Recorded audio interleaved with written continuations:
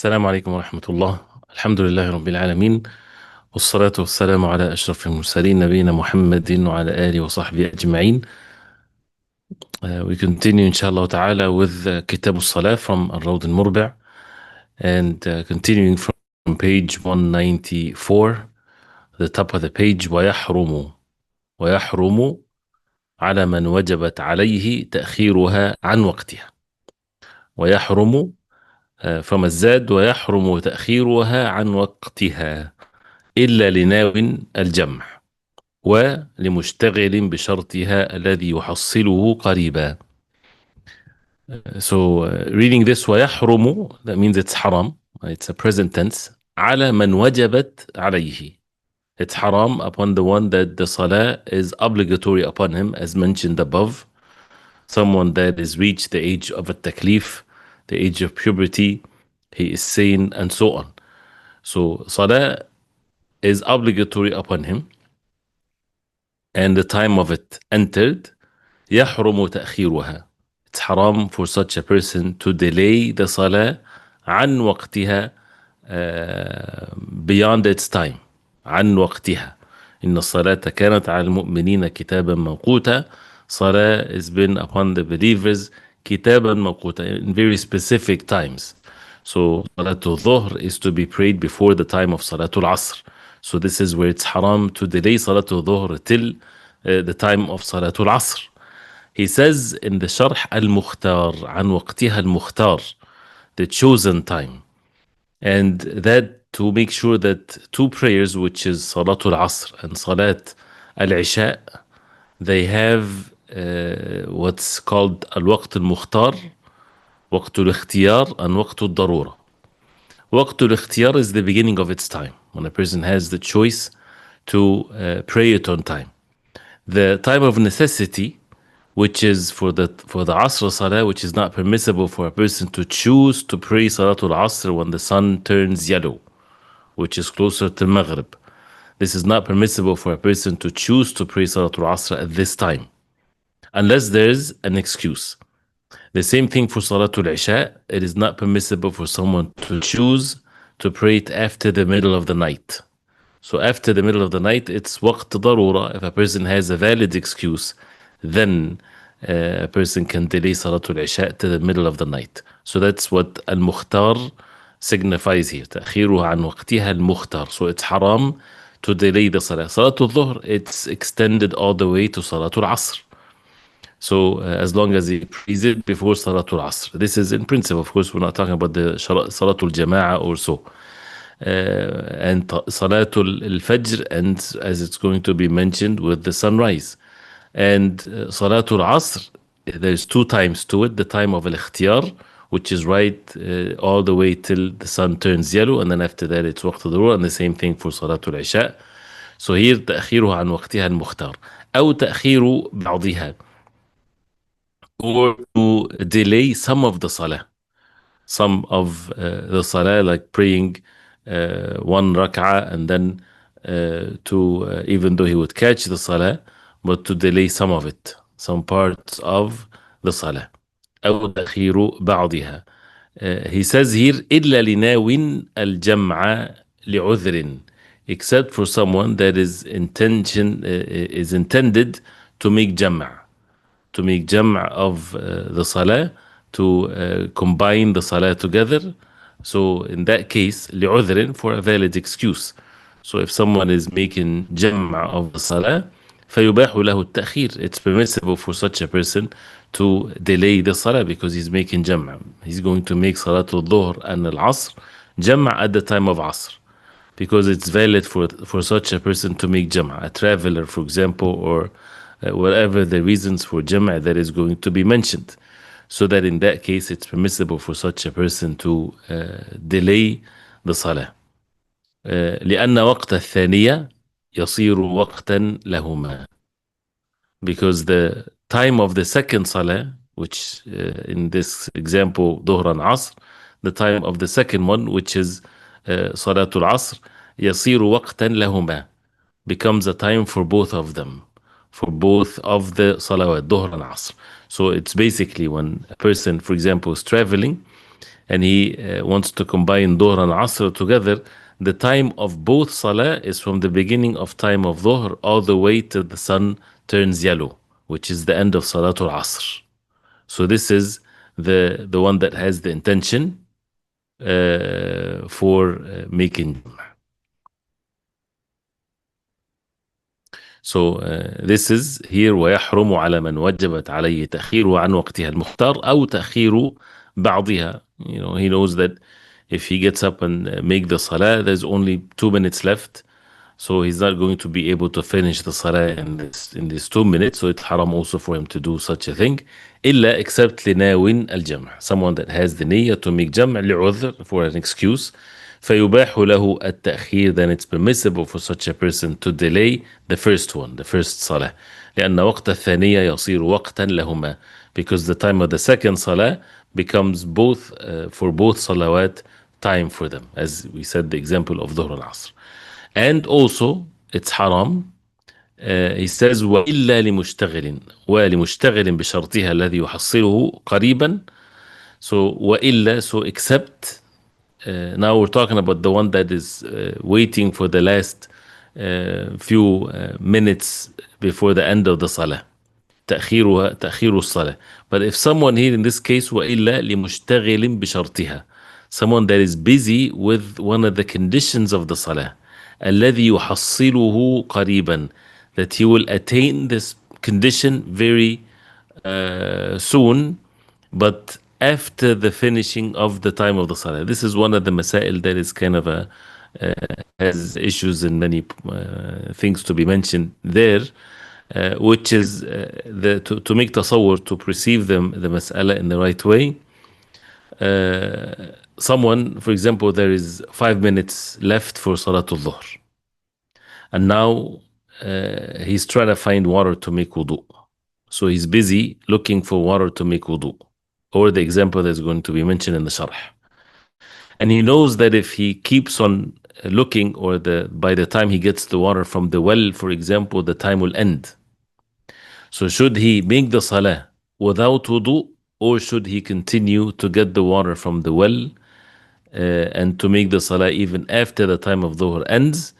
What this means is that if it's only for a few minutes, qariban, after the end of the salah, and he's busy with fulfilling the condition of the salah, then he should continue to be busy with fulfilling the condition of it, even if the time passes, but very short period of time right after it. Not that it's going to take 2 hours or 1 hour or so. This is basically what is being said here. كانقطاع ثوبه, like his garment is torn and it's not going to be covering the awrah. So someone is busy trying to cover his awrah that is supposed to be covered as a condition for the salah to be valid. الذي ليس عنده غيره, he doesn't have any other garment except that one that got torn. إذا لم يفرغ من خياطته حتى خرج الوقت, that he's not going to finish يفرغ من خياطته, from sewing it, حتى خرج الوقت, till the time goes out, that means till the time ends. فإن كان بعيدا عرفا صلى, but if it's going to take بعيدا, far time, that means it's going to take a long time, then عرفا to be perceived as long time, it's not like something that is set with specific minutes or so. Then in that case he would have to pray even if the condition is not fulfilled. So you see here the differences between these two cases. So he's busy to cover his awrah so that he can make the salah, and if he does this, the adhan of the second salah will be made, but he's going to be just 1 minute something, very, very close, and he would miss the time, but with a very close time. Then he should continue to be busy with fulfilling the condition. If he thinks that it's going to take a longer time than that, then he should make the salah immediately before the time ends. So this is here, he says, let's continue that first. وَلِمَنْ لَزِمَتْهُ التأخير في الوقت مع العزم عليه ولمن لزمته التأخير في الوقت مع العزم عليه. That means for the one that the salah becomes mandatory upon him, to delay it in the time of its where it's permissible, while he has to have the determination to pray. That means it's permissible. That means someone, salah is obligatory upon him. It's permissible for him التأخير في الوقت. Like Salatul Dhuhr again, starts at 1 and ends at 4. Right? He has the option, if it's with everything else is to be considered, meaning not Salatul Jama'ah or anything, this is a different ruling. But he would say, I will pray, say Salatul Asr ends at 4. So he would say, I will pray at 3. Right? مع العزم عليه, while he have the determination that he would pray it. Not that he is, so two things. لزمته, so salah is obligatory upon him, then it's permissible for him to delay it from the beginning of its time. Here we're talking about permissibility, we're not talking about the virtue, we're not talking about someone that is obligatory for him to pray Salatul Jama'ah. Because many things people can be traveling, for example, and they have the option to pray in the beginning of the time or to delay it a little bit. So can they delay it? Yes. ولمن لزمته التأخير في الوقت, within the time frame, مع العزم عليه, with one condition. Number one is that he has the determination to pray it, of course. He's not like being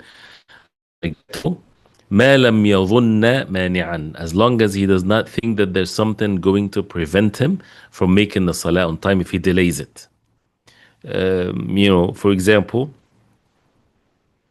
again, if this example of Salatul Dhuhr, he says, let me pray it at 3 o'clock and there's going to be 1 hour left for Salatul Asr, but they might think that if they wait that long, they will meet their enemies, for example. They're in a battlefield or something like this, so they would miss the Salah. Then it's mandatory upon them to pray it in the beginning of its time.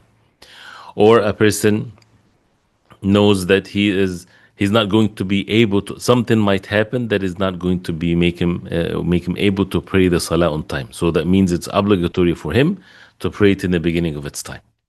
وَتَسْقُطُ بِمَوْتِهِ, if he delays it from the beginning of its time and he died and he had the determination to pray the salah, but he died before making the salah, تسقط, of course the salah is not to be made up because he died. وَلَمْ يَأْثَمْ, he's not going to be sinful because he's within the time frame of the salah still, unless he is neglectful of the salah. So going back to this situation where the وإلا لمشتغل بشرطها الذي يحصله قريبا, this is someone, again, this is what is what the madhab is upon, and there's the other narration that it's not permissible to delay it. Right, and this is something that some of the ulama, they said it's been from Ibn Qudama. No one said this before. So, and this is different than someone is intentionally delaying the salah. If someone is neglectful, then what we just heard does not apply for such an individual. So, someone, for example, overslept and he's not neglectful and he just woke up before the end of the salah.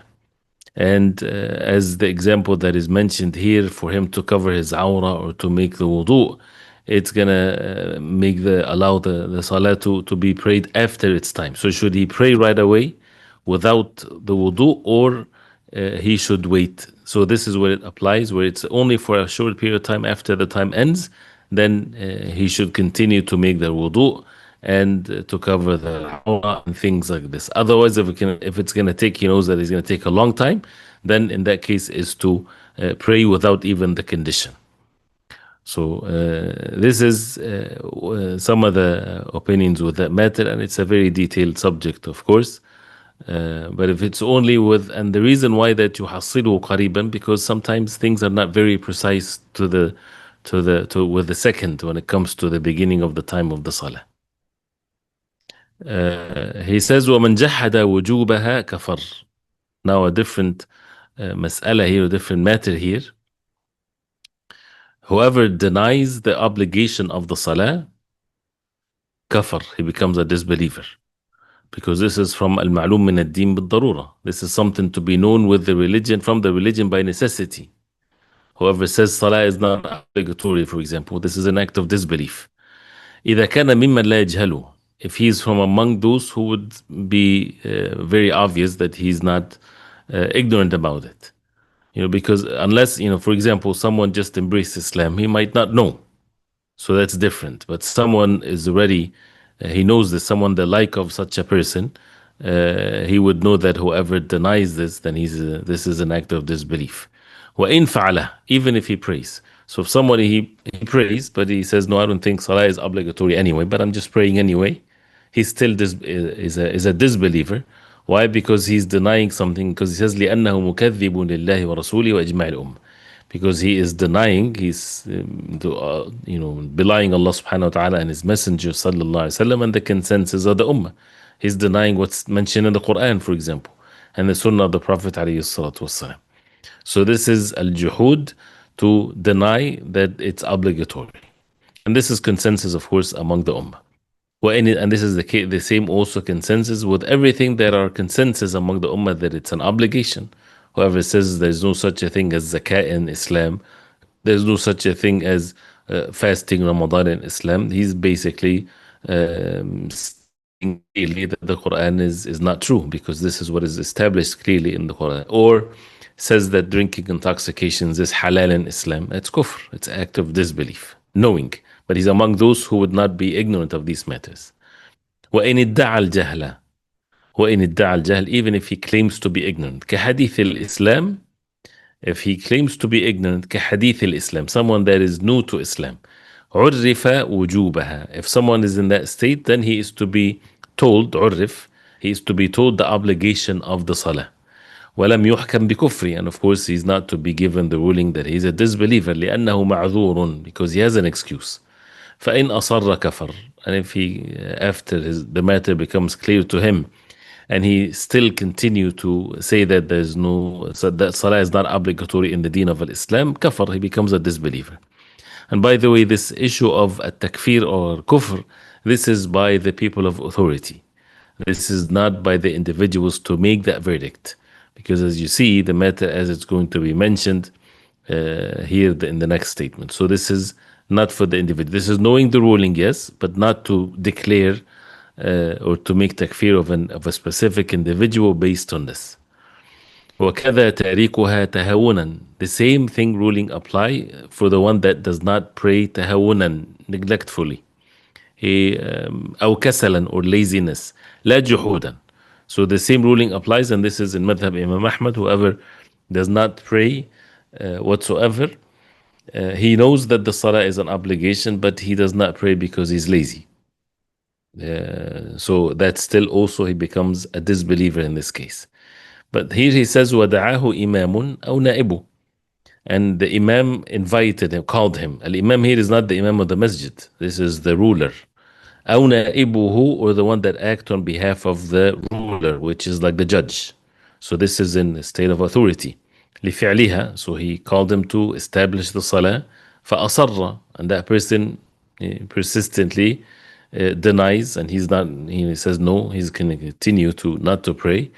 وَضَاقَ وَقْتُ الثَّانِيَةِ عَنْهَا, and they would wait for the second salah to time of it would becomes very tight. He's not going to be able to make it. Meaning, if he called him and it was after Salatul Dhuhr, and then the time of Asr came and he didn't pray Dhuhr, and he's persistent, he doesn't want to. He says no, it's still an out. He's not going to pray. At the end of Salatul Asr, this is what is meant by وَضَاقَ وَقْتُ الثَّانِيَةِ, because if the first time ends, he can make up the salah. But he didn't make up the salah, and the second time of the salah is ending. So in that case, أي عن الثانية لحديث أول ما تفقدون من دينكم الأمانة وآخر ما تفقدون الصلاة.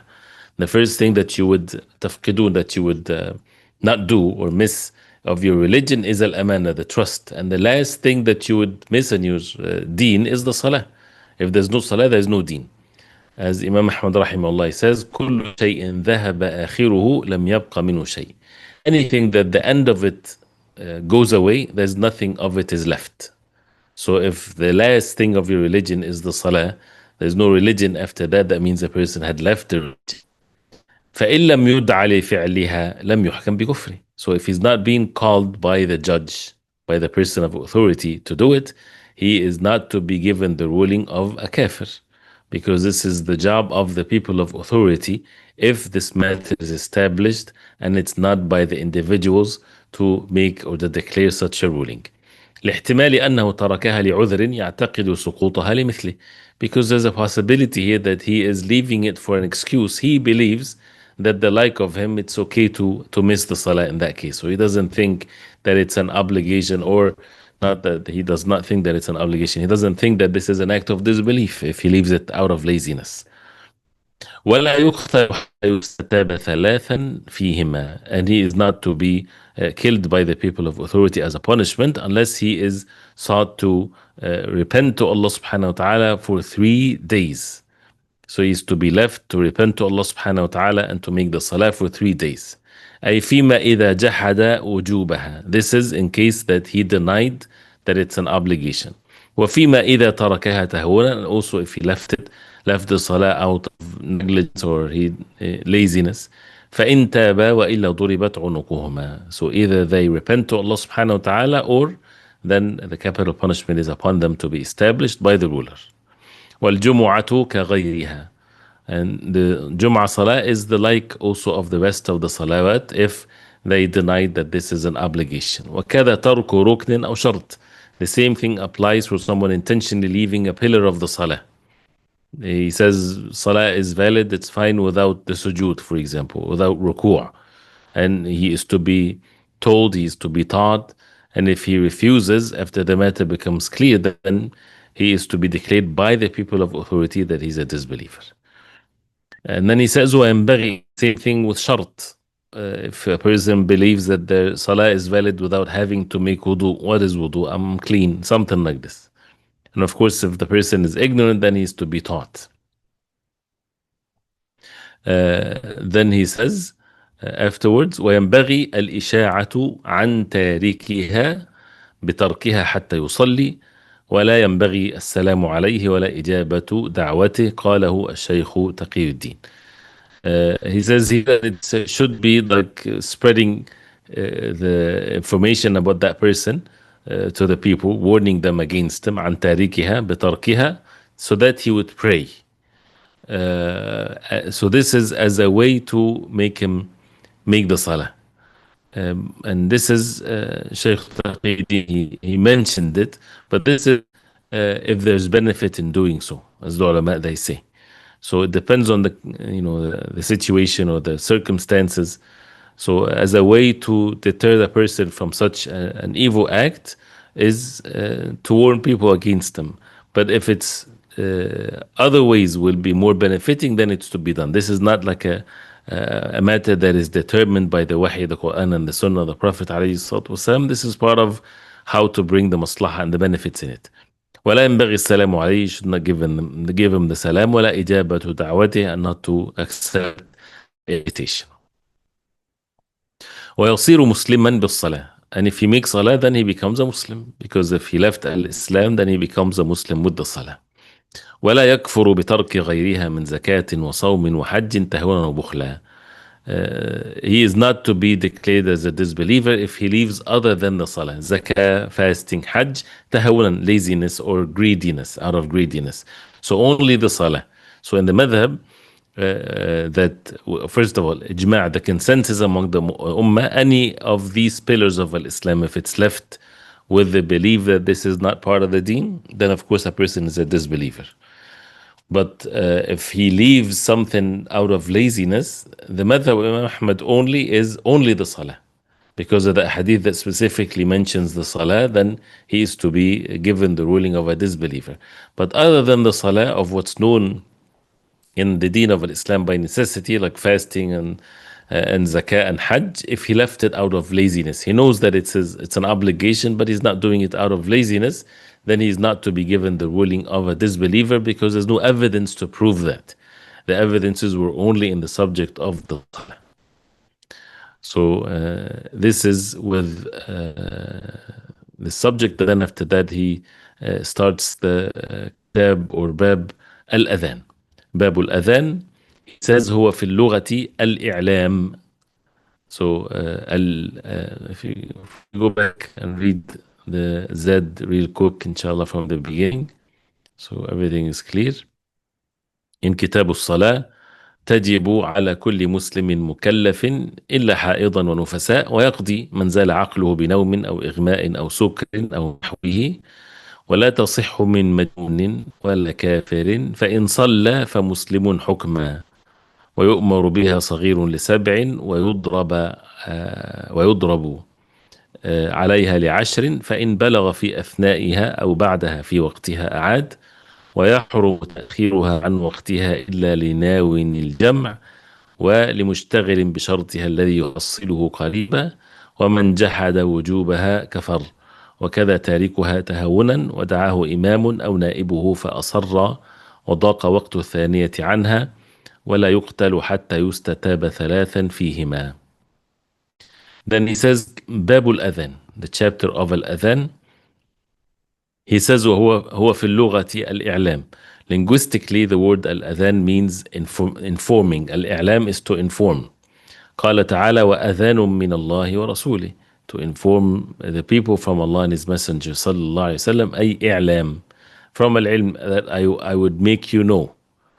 وفي الشرع إعلام بدخول وقت الصلاة أو قربه لفجر بذكر مخصوص. The definition of الأذان is to inform the entrance of the time of the salah or it's close to enter like Fajr. Because there is the adhan of al-Fajr, the first adhan is during the night. Very short period of time before Salatul Fajr to wake up those who are asleep and to get the attention of those who are making salah. So it's adhan, that's why the definition is precise. أو قربه, whether it's because of the time of the salah starts or it's very close where the time of the salah starts, which is in this case Salatul Fajr, بذكر مخصوص, with a very specific dhikr. So it's not just any alert or any form of informing the people. It has to be with the words of the adhan. So this is the definition of it in the Sharh. So as well إقامة, so we have الأذان والإقامة. الإقامة في الأصل مصدر أقام, comes from أقام, establish something. وفي الشرع إعلام بالقيام إلى الصلاة. This is now informing to get up for the salah بذكر مخصوص, with a specific dhikr. And here the إعلام is for those who are already in the masjid.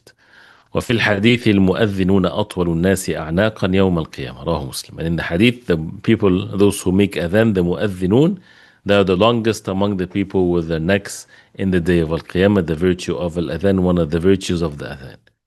So he says huma, meaning al-adhan wal-iqama in the dual tense, fardu kifaya. They're both fardu kifaya. Fardu kifaya, that means if it's done by any, then the rest of the ummah or the rest of the community are not to be sinful. But in the entire locality, no adhan is being called, that means they're all sinful. It has to be done. Huma farda kifaya. Because if it's fard ayn, that means every single Muslim have to make adhan. No, of course not. Of course not. In the masjid, only one person would make adhan, and that's sufficient for everyone else, which is what is meant by fard kifaya. لحديث, because of the hadith, إذا حضرت الصلاة فليؤذن لكم أحدكم وليؤمكم أكبركم متفق عليه. This hadith of the Prophet عليه الصلاة والسلام, from the hadith of Malik ibn al-Huwayrith, when they came to the Prophet عليه الصلاة والسلام, they were all young in age and they have the same age and the same knowledge, because they came together with the same level of not knowing anything, and they were taught by the Prophet عليه الصلاة والسلام. So the Prophet ﷺ, before he sent them back to their people, he said to them, if the salat time comes, let one of you give the adhan, one, وَلِيَأُمَّكُمْ أَكْبَرُكُمْ, and let the oldest among you be your imam. So why أكبركم? Not all the time. This is because they're all of the same level of knowledge. Because the hadith of the Prophet ﷺ, يَأُمُّ الْقَوْمِ أَقْرَأُهُمْ لِكِتَابِ اللَّهِ. The one that should lead the people is the one that has more memorized of the Quran and knowing the Quran. فإن كانوا في القراءة سواء, and if they are in the قراءة of the Quran سواء, they're the same. فأعلمهم بالسنة, the one that has more knowledge of the Sunnah. And if they are all the same, and this was the case of these Sahabis, then أكبرهم سنا, the older among them. متفق عليه. على الرجال هما فرض كفاية على الرجال. So it's فرض كفاية على الرجال and not upon women. Al-Ahrar, the free ones, because it's not an obligatory thing upon the slaves, because they don't own their time. المقيمين, those who are resident in في القرى والأمصار, in towns and countries and so on. لا على الرجل الواحد. So that means it is not an obligation upon one man alone, one man. ولا على النساء, and not obligatory upon the women. ولا العبيد, and the slaves. ولا المسافرين, and the travelers, those who would stop in the middle of nowhere. There's no town, there's no establishment. It's not obligatory upon them. If they do the adhan, mashallah, this is good. But this is as far as the kifaya is concerned.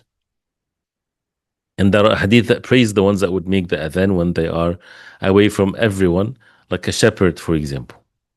So, وهما فرض كفاية على الرجال المقيمين, those who are resident among the men, للصلوات المكتوبة, for the obligatory salah, الخمس, the 5 daily salah, المؤداة, the one that is to be made أداء, established, دون المنذورة, not the salah that is becomes fard as a result of a vow or a nadhr.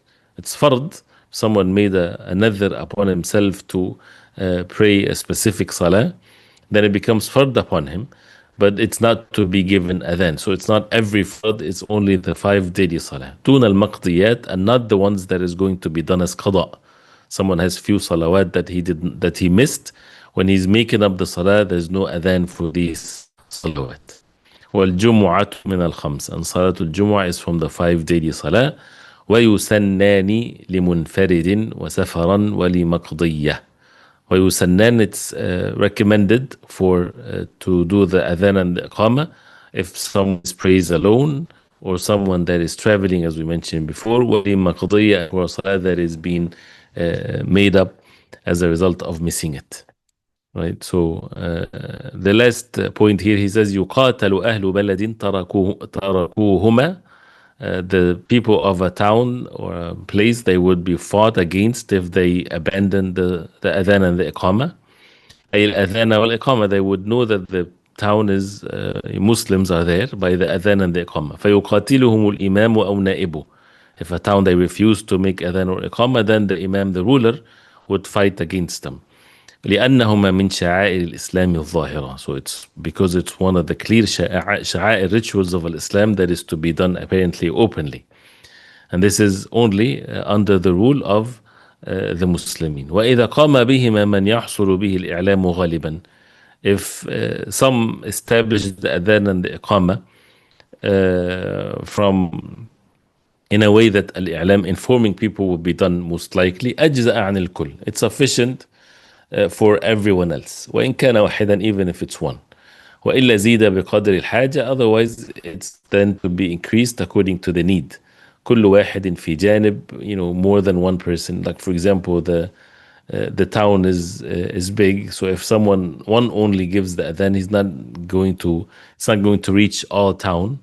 So that's sufficient, but and it needs to be increased according to the need. Each one in a corner, in a place. أو دفعة واحدة بمكان واحد, or more than one mu'adhin in the same spot to raise their voice so their voice are louder. Say for example, there's no speakers, so if someone gives the adhan, his voice is not going to reach much. But if there are a group of them making adhan together, loud in the same voice, for the purpose of the voice to reach as far as it can be, then this is a good thing. ويقيم أحدهم, and one is sufficient to make إقامة. وإن تشاحوا أقرع. وإن تشاحوا, if they are in dispute, each one wants to make the adhan, then أقرع, then to draw lots. This is al-qur'a, is to see if they're in dispute. وتصح الصلاة بدونهما, salah is valid without the adhan and the iqamah. So even if it's fardu kifaya or so, but if a person or people made salah without adhan and iqamah, even though it's an obligation upon them, salah is valid. لكن يكره, then it's this, but only makruh for them to make the salah without the iqamah, if is, as we heard, the adhan is not established in the town that they're in. Still with the subject of al-adhan, but we'll continue that inshallah here. So we stop here at وَتَحْرُمُ أُجْرَتُهُمَا. We'll stop here inshallah. And I hope it's clear.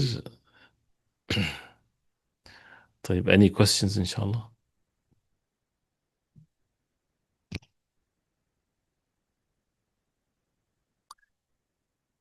Alaikum assalam wa rahmatullahi wa barakatuh. Is it an act of kufr if someone knows salah is obligatory but not praying? This is according to Madhab Imam Ahmad. If someone knows that the salah is obligatory and he's not praying out of laziness, then that's an act of disbelief, yes. The attendance code is Kitab Mawqut. Kitab Mawqut. Says, can you please go over the ruling of Jam'u Taqdeem? Can a person combine the salah when they are packed up and ready to travel but haven't left yet? The correct opinion, Allah subhanahu wa ta'ala knows best, that it's not permissible because they're not travelers yet. They're not in the state of traveling because al-jam' has been given only this rukhsa for those who are called musafir. If a person is still in his locality, he is not considered to be musafir. Also, does the concession to combine end when entering a big metropolitan area like Chicago, even when you're still 45 minutes away from home, or does the concession continue until you literally arrive at your home?